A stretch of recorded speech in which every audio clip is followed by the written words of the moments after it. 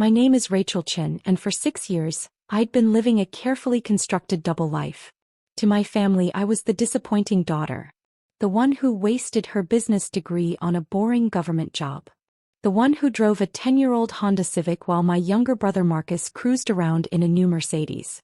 The one who wore department store clothes to family events while my sister Victoria showed up in designer everything. Still at that entry-level position?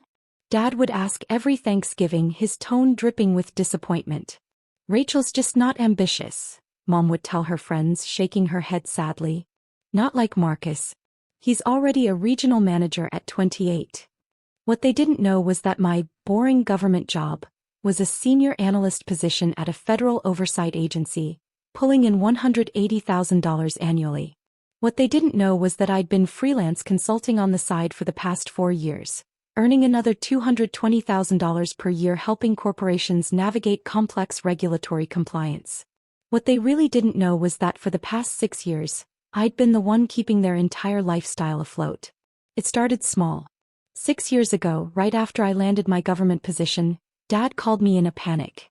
Their mortgage payment was due and his commission check had been delayed. Just $2,850, he said. I'll pay you back next month. I sent the money. Next month became next quarter. Next quarter became never. Then it was the utilities. Just help us out this once, Rachel. $420. We're having a rough month. Then Mom's car payment. We're restructuring some investments. Can you cover Victoria's insurance? Just $340. Every time it was presented as temporary. Every time it was presented as a crisis. Every time I helped. Because that's what family does, right? Within a year, I was quietly paying their mortgage, their utilities, both car payments, their home insurance, and frequently their property taxes. $4,200 per month like clockwork. Sometimes more when emergencies came up. I kept meticulous records. Every wire transfer. Every payment. Every panicked phone call asking for just one more favor. The spreadsheet I maintained was a work of art. Date, amount, purpose, their promise to repay, actual repayment, always zero. 6 years of data. $302,400 in total support. But here's what made it worse. While I was funding their lifestyle, they were actively destroying mine. I discovered it by accident 2 years ago. I was applying for a mortgage, excited to finally buy my own place. The loan officer's face went pale as he reviewed my credit report. Miss Chin, do you know you have 17 credit cards in your name? I had 3. And there's $127,000 in outstanding balances across accounts I'm seeing here. My blood ran cold. The investigation took 6 months. The forensic accountant I hired, David Martinez, the best in the city, uncovered everything. 17 credit cards opened in my name over 4 years. My parents had used my social security number, forged my signatures, intercepted the cards before I ever saw them. They'd been making minimum payments to keep me from noticing, but the balances had ballooned to $189,000. This is textbook identity theft, David told me, his expression grim. You could file criminal charges. They're my parents, I said quietly. They're criminals who happen to be your parents, he corrected. And they've destroyed your credit while you've been supporting them financially. Rachel, they've stolen from you twice. Once directly, once by letting you fund their lifestyle while they committed fraud in your name. I sat with that information for 18 months. I paid off the fraudulent cards myself. Another $189,000 I'll never get back. I didn't want my credit destroyed permanently. But I didn't confront them. Not yet. That I watched. I documented. I waited. I watched Marcus buy his 3rd new car in 4 years, financed by Mom and Dad's investment income. The same investment income that mysteriously dried up every month when their mortgage was due. I watched Victoria open her boutique with family money, $85,000 in startup capital. I'd sent Dad $12,000 for emergency medical expenses that same month. I watched them take a European vacation while telling me they couldn't afford to fix their water heater. I'd paid for the water heater repair. $3,400. At every family gathering, the narrative was the same. I was the disappointment. The one who never helped. The selfish daughter who kept to herself and didn't contribute to the family. Rachel's always been independent, Mom would say, making it sound like a character flaw. She doesn't like to be part of the family team. The family team that I was single-handedly financing. What my family also didn't know was that despite their financial parasitism, I was thriving. My consulting business had grown exponentially. What started as helping one former colleague navigate FDA approval processes had turned into a full-fledged consultancy. I had 12 corporate clients paying retainer fees between $8,000 and $35,000 monthly. I'd incorporated as Chin Regulatory Solutions 3 years ago. Annual revenue, $2.4 million. After expenses and taxes, I was clearing $1.1 million per year. I'd built this empire working nights and weekends, maintaining my government position for the benefits and the credibility it provided. My clients didn't need to know I was doing this from my one-bedroom apartment, working on a laptop at my kitchen table until 2 a.m. I'd paid off my student loans in 18 months. I'd maxed out my 401k and IRA contributions every year. I'd built an emergency fund of $180,000. I'd invested another $650,000 in index funds. And every month, like clockwork, I'd sent $4,200 to my parents. I'd done the math once, late at night, staring at my spreadsheets. If I hadn't been supporting them, I could have bought a house outright. In cash. A nice one. Instead, I'd funded their McMansion in the suburbs while living in my modest apartment. The irony wasn't lost on me. But I stayed silent. Because some part of me kept hoping they'd acknowledge it. That they'd say thank you. That they'd see what I'd been sacrificing. They never did. This year's Christmas dinner was held at their house as always. The house I'd been paying the mortgage on for 6 years. I arrived in my Honda Civic, parking next to Marcus's new Tesla and Victoria's Range Rover. Both vehicles that cost more than I'd spent on housing in the past 3 years. Mom answered the door, her eyes immediately sweeping over my outfit. A simple black dress from Macy's.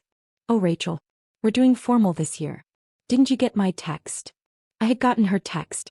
This was formal for me. But next to Victoria's Gucci dress and Mom's St. John ensemble, I looked like the help. "This is what I have, Mom." She sighed. "Well, come in. We're about to eat." The dining room was decorated like something from a magazine. Crystal. China. Centerpieces that probably cost more than my monthly grocery budget. All in the house I was paying for. I took my usual seat at the far end of the table. The kids' table position despite being 34 years old. Marcus immediately launched into a story about his latest promotion. "Regional VP now," he announced proudly. "Youngest in company history. $240,000 base plus bonuses." Everyone applauded. "We're so proud," Dad beamed. "That's what dedication looks like." Victoria went next. "The boutique is expanding. We're opening a second location in the spring. The investors are very excited." More applause. Then they turned to me. "Rachel, how's your job?" Mom asked, the pause before job speaking volumes. "It's fine." "Still doing the same thing?" "More or less." "No promotions yet?" Dad asked. "You've been there, what, 6 years now?" 7. 7 years and still entry-level, Marcus said, shaking his head. "Maybe it's time to update that resume, sis." Victoria laughed. "Or maybe government work just isn't for ambitious people." I cut my turkey and said nothing. That's when Dad set down his wine glass and looked at me with profound disappointment. "You know what bothers me, Rachel? Your attitude toward this family." I looked up. "My attitude? You never help. You never contribute. You keep to yourself, living your little solitary life while the rest of us are building something together." My fork stopped halfway to my mouth. "Marcus helps," Dad continued. "He just lent us $15,000 for the roof repairs." The roof repairs I'd already paid for. Last month. $18,400 to a contractor named Mike's Quality Roofing. I had the receipt in my records. "Victoria helps," Mom added. "She's hosting New Year's Eve this year, spending thousands on catering for the family." "But you." Dad's voice rose. "You show up in your old car in your cheap clothes and you never offer anything.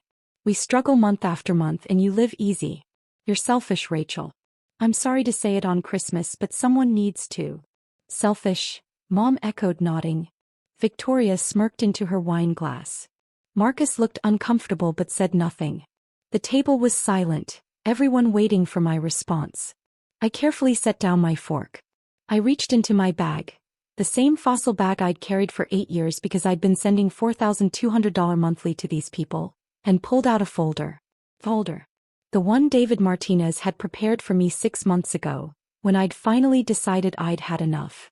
"You're right, Dad," I said calmly. "We should talk about who helps this family." I opened the folder. For the past 6 months, I'd been methodically preparing for this moment. David Martinez hadn't just documented the credit card fraud. He'd audited everything. Every payment I'd made. Every forged signature. Every fraudulent account.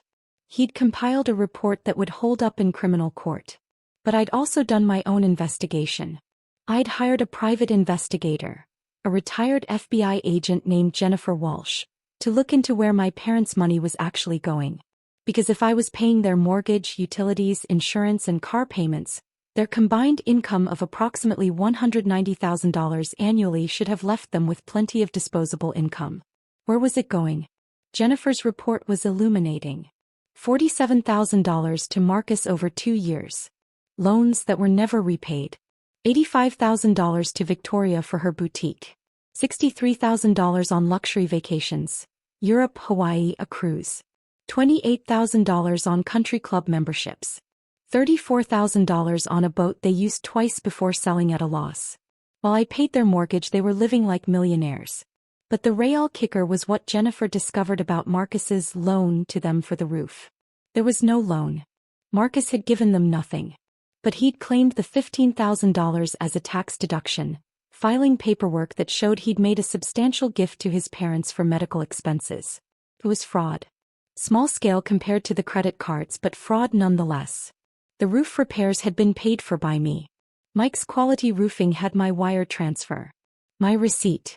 My signature on the contract. Marcus had lied to claim credit for my money. I'd made copies of everything. The wire transfers. The credit card statements with forged signatures. Jennifer's investigation report. Mike's receipt. The timeline of every payment and every lie. I'd organized it chronologically in a presentation folder. Professional. Undeniable. Devastating. And I'd invited David Martinez to Christmas dinner. "Here's $302,400 in wire transfers over 6 years, I said, pulling out the first document. "Your mortgage. Your utilities. Your insurance. Your car payments. Mom's property taxes. The roof repairs. The water heater. The HVAC system last summer." I laid each bank statement on the table, one by one, creating a paper trail that stretched from my end of the table toward theirs. Every month like clockwork. $4,200. Sometimes more when you had emergencies. Dad's face had gone pale. "Rachel, this isn't. I have every text message, Dad. Every phone call where you promised to pay me back. Every single one." I pulled out my phone, scrolling through years of messages. "Just this once, Rachel. We'll pay you back next month. This is the last time. 6 years of just this once." Mom reached for her wine glass with a shaking hand. Marcus was staring at the documents, his expression shifting from confusion to horror as he recognized the amounts. Victoria had stopped smirking. "And before you try to claim that I offered or that this was some kind of gift," I pulled out another document. "Here are the promissory notes you both signed. 3 of them over the years, promising repayment." The notes were there in black and white. Dad's signature. Dates. Amounts. Terms of repayment that had never been honored. "Rachel," Mom started, "we always intended." That's when David Martinez stood up from his position in the living room, where he'd been waiting quietly. "Miss Chin invited me here today," David said, walking to the table. "My name is David Martinez. I'm a forensic accountant specializing in financial fraud." The room temperature seemed to drop 20 degrees. "And here," David said, placing a separate folder in front of my parents, "is $189,000 in credit cards fraudulently opened in Rachel's name over 4 years." He opened the folder, spreading out copies of credit card applications. Each one bore my forged signature. 17 accounts. All fraudulent. All with balances that Miss Chin has spent the past 18 months paying off to protect her credit score that you destroyed. Dad's fork dropped from his hand, clattering against his plate. "This is identity theft," David continued in his calm, professional voice. It's a federal crime. Ms. Chin has documentation of every forged signature, every intercepted card, every fraudulent charge. We didn't, Dad started. Mr. Chin, I've examined these signatures under magnification. I've compared them to your handwriting samples. You personally completed 11 of these applications. Mrs. Chin completed 6. Mom made a small sound like air escaping. The total financial damage to Ms. Chin over the past 6 years is $491,400, David said. That's the $302,400 in direct support you solicited under false pretenses, plus the $189,000 in identity theft. Victoria found her voice. This is insane. You're accusing our parents of... I'm not accusing, David interrupted. I'm stating facts backed by forensic evidence that would hold up in criminal court. He pulled out another document. I also have evidence that Mr. Marcus Chun claimed a $15,000 tax deduction this year for a gift to his parents for medical expenses. Except no such gift was made. The roof repairs he's claiming credit for were paid for by Ms. Chin on September 14th. I have the receipt from Mike's Quality Roofing. Wire transfer confirmation. Everything. Marcus's face went from pale to red. That was a mistake. You thought you could claim credit for your sister's money? I asked quietly. Did you also think I wouldn't notice? The silence was deafening. I stood up, gathering my documents. For 6 years I've listened to you call me selfish. Disappointing. A failure. While I've been paying for the house you live in. The cars you drive. The lifestyle you've been broadcasting on social media like you earned it. Rachel, sweetheart, Mom tried, tears forming. We didn't mean. You opened 17 credit cards in my name, Mom. You destroyed my credit score. You stole my identity. You didn't not mean anything. You deliberately chose to commit crimes against your own daughter. I looked at each of them. Marcus wouldn't meet my eyes. Victoria was staring at her plate. Mom was crying. Dad looked like he'd aged 10 years in 10 minutes. I came here today to give you a choice, I said. David has prepared 2 documents.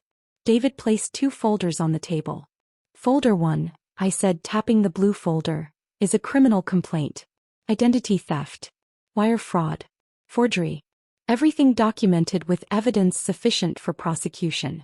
I can file this with the FBI tomorrow morning. Mom's crying intensified. Folder 2, I tapped the red folder, is a repayment plan. You have 30 days to sell this house. Downsize. Use the equity to pay me back the $302,400 in direct support. The $189,000 in credit card fraud, I'm writing off as the cost of protecting my credit. 30 days. Dad's voice cracked. Rachel, please. I've given you 6 years, Dad. You get 30 days. We can't sell the house in 30 days. Mom protested. You'll take what you can get. The equity in this house is approximately $440,000. That's more than enough. What's left over you can use to start fresh somewhere you can actually afford. I picked up my bag. Marcus, the IRS will receive a copy of the fraudulent tax deduction documentation tomorrow. What they do with that is up to them. Marcus slumped in his chair. Victoria, your boutique was funded with money stolen from me. I have no recourse there legally, but you'll live with knowing the truth. I walked toward the door. You have until 5 p.m. tomorrow to decide which folder you choose. Blue or red. Criminal prosecution or repayment plan. Text me your decision. David followed me carrying his briefcase. Behind us the Christmas dinner sat abandoned. The crystal. The china. The expensive decorations. All of it paid for with my money while they called me selfish. I didn't sleep that night. I sat in my apartment staring at my phone waiting. At 3:47 a.m. Mom texted, please. We'll do anything. Red folder. At 4:12 a.m. Dad called. I didn't answer.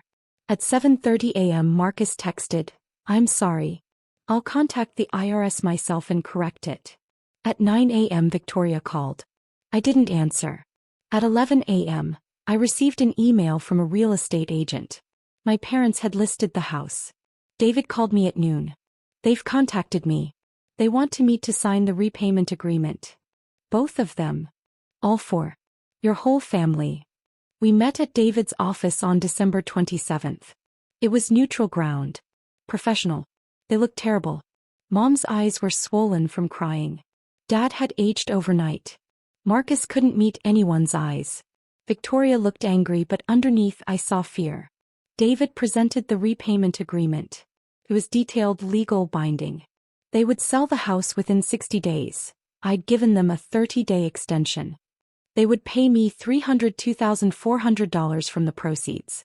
They would sign confessions acknowledging the credit card fraud held in escrow.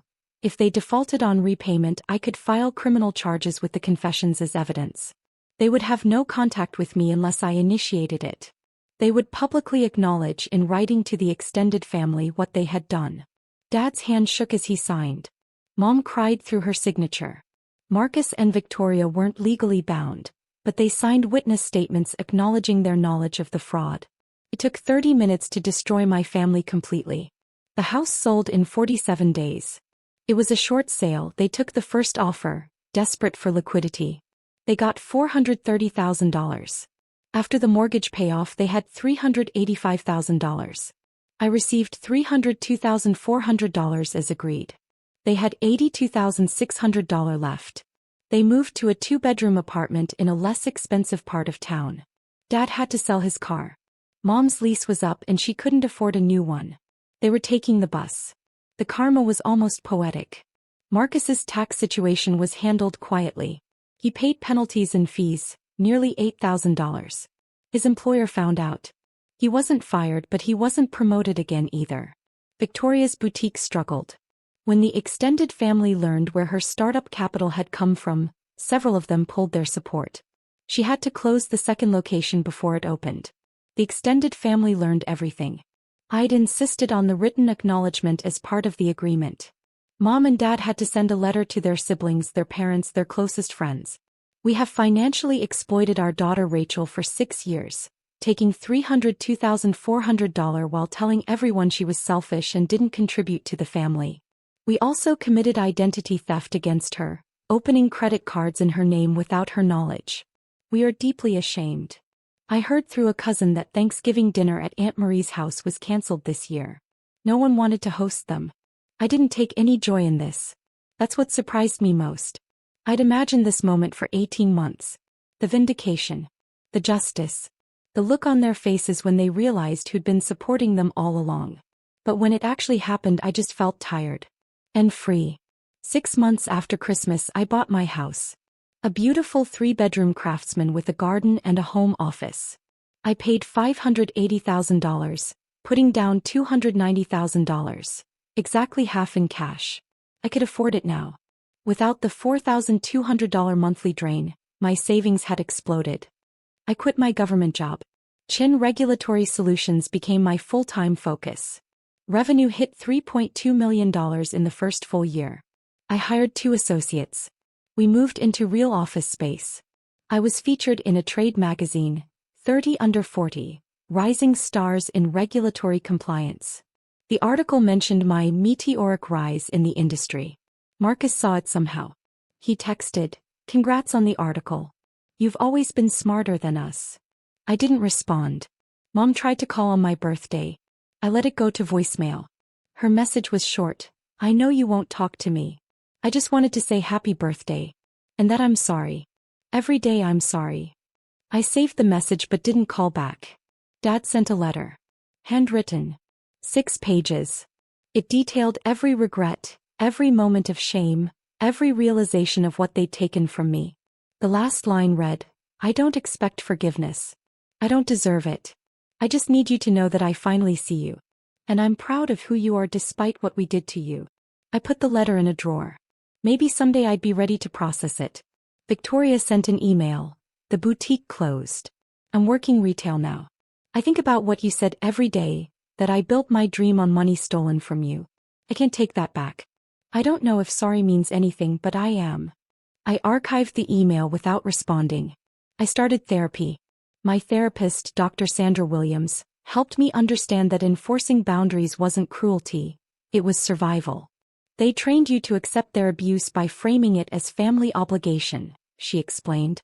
Setting boundaries feels mean because they condition you to prioritize their comfort over your well-being. I joined a support group for victims of family financial abuse. I learned I wasn't alone. So many people had stories of family members who took while calling them selfish for not giving more. 1 year after the Christmas confrontation, I was hiking with my friend Jessica, one of the few people who'd known what I was going through. "Do you regret it?" she asked. "Blowing up your family like that?" I thought about it for a long time. "I regret that it was necessary," I finally said. "I regret that they made choices that forced me to choose between my well-being and their comfort. I regret that they couldn't just be decent people." But the confrontation itself? No. Because for the first time in 6 years I could breathe. I could build my life without a $4,200 anchor dragging behind me. I could look at my bank account without seeing their needs before my dreams. Jessica nodded. "You're allowed to save yourself, Rachel. Even from family." Especially from family, I thought. The last communication I had with any of them was an email from Dad 8 months after the confrontation. It wasn't an apology or a plea. It was simple. "I saw your house on your company's website. It's beautiful. You deserved that 6 years ago. I'm sorry we took it from you. Take care of yourself, Rachel. That's something we should have wanted for you all along." I didn't respond. But late that night I stood in my home office, the office I'd built with money that was finally mine, and I cried. Not for them. For the version of me who'd believed that family meant sacrifice. Who'd believed that love meant letting people take from you while they mocked your generosity. That version of me had paid $491,400 to learn the truth. You can't buy belonging. You can't fund your way into being valued. And sometimes the most loving thing you can do is walk away. I'm Rachel Chin. I'm 35 years old. I own a $3.2 million consulting firm. I live in a house I bought with my own money. I sleep peacefully knowing that every dollar in my account is mine. And I've never helped my family more than I did the day I stopped helping them at all. Sometimes the greatest gift you can give people is forcing them to face the consequences of their choices. They wanted to know what real struggle looked like. Now they know. And I'm finally free.